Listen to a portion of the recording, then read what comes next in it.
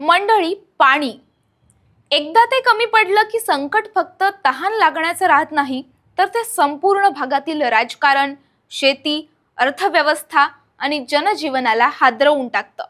आणि मराठवाडा हा त्याचा जिवंत पुरावा आहे. उन्हाळ्याच्या रणरणत्या तापमानात इथलं 12% पाणी अवघ्या एका महिन्यात बाष्पीभवनाने आटून गेलंय आणि आपल्याकडे मात्र केवळ राजकीय घोषणांचा वर्षाव सुरू आहे. या परिस्थितीचा मागोवा घेत आपण एक गंभीर वास्तव समजून घेणार आहोत आणि विचार करणार आहोत की दुष्काळमुक्त मराठवाडा ही घोषणा आहे की एक केवळ राजकीय दिवास्वप्न.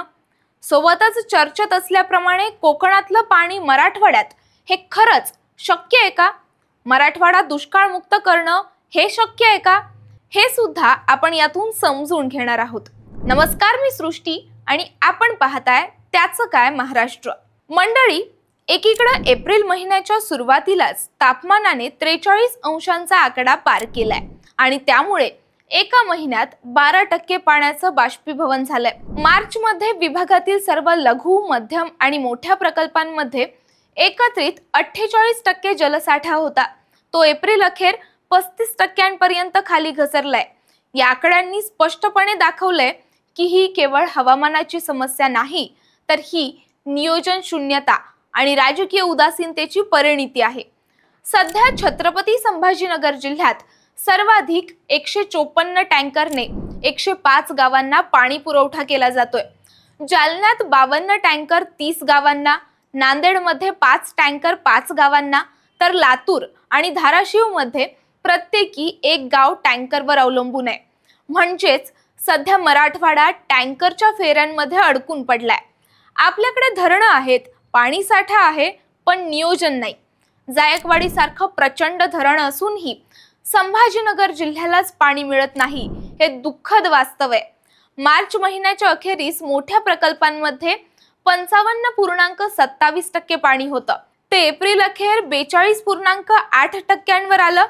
मध्यम प्रकल्प 43.28% वरून 36.81%, तर लघु प्रकल्प 31.98% वरून 25.54% आले. ही आकडेवारी स्पष्ट सांगते की उन्हाळा अजून बाकी असताना पाण्याची परिस्थिती हाताबाहेर गेलीये.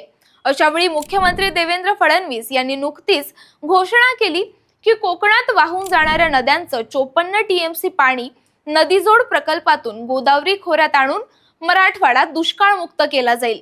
तशी ही घोषणा जुनीच, पण पुन्हा एकदा तिला अधोरेखित करण्यात आलं आणि यासाठी 6 महिन्यात DPR म्हणजेच अंदाजपत्रक तयार करण्यात येईल आणि पुढील 5 ते 7 वर्षात संपूर्ण मराठवाडा दुष्काळमुक्त करण्याचं ध्येय सरकारचं आहे. या घोषणेबरोबरच 2019 साली सांगली आणि कोल्हापूरमध्ये आलेल्या पुराच्या पाण्यापैकी 30 TMC पाणी उजनीत वळवून मराठवाड्यासाठी नवीन योजना राबवण्याचा निर्णय घेतल्याची माहितीही देण्यात आली. पण याच वेळी आपण एक महत्त्वाचा मुद्दा विसरतो, तो म्हणजे सिंचनाच्या दृष्टीने मराठवाड्याचा अनुशेष जवळपास 5 लाख हेक्टरचा आहे, ज्याची भरपाई करण्यासाठी किमान 40,000 कोटींची गुंतवणूक आवश्यक आहे. प्रश्न असा की हे इतकं मोठं आर्थिक आणि तांत्रिक आव्हान प्रत्यक्षात कितपत शक्य आहे? कारण मागील अनेक वर्षांपासून नदीजोड, सांडपाणी शुद्धीकरण आणि कोकणातील पाणी वळवण्याच्या योजना केवळ घोषणांमध्येच अडकून राहिल्यात. इतकंच नव्हे, तर तज्ज्ञांचं म्हणणं आहे की नदीजोड सारख्या महागड्या योजनांपेक्षा मराठवाड्यात पडणारं साधं पावसाचं पाणी साठवणं अधिक महत्त्वाचं आहे. मराठवाड्यात सरासरी 750 मिलीमीटर इतकं पर्जन्यमान असतं. त्यातून साधारण 75 लाख लिटर पाणी मिळू शकतं. म्हणजे आपण जर जलसंधारण आणि साठवणूक यावर भर दिला तर कोकणातून पाणी मागण्याची वेळच येणार नाही. पण दुर्दैवानं आपण या नैसर्गिक साधनांकडे दुर्लक्ष करत राजकीय घोषणा आणि DPRच्या वाटेवर भरोसा ठेवतोय. एकीकडे हे चित्र असताना दुसरीकडे प्रत्यक्षात लोकांना पाणी मिळवण्यासाठी रांगेत उभं राहावं लागतं. शेतकऱ्यांना द्राक्ष बागा तोडाव्या लागतात आणि काही भागात तर धरणं कोरडी पडलीत. अशी स्थिती असेल तर पुढचे 5 ते 7 वर्ष हे मराठवाड्यासाठी आणखी संकट घेऊन येतील की खरंच बदल घडेल, हे पाहणं अत्यंत महत्त्वाचं ठरेल.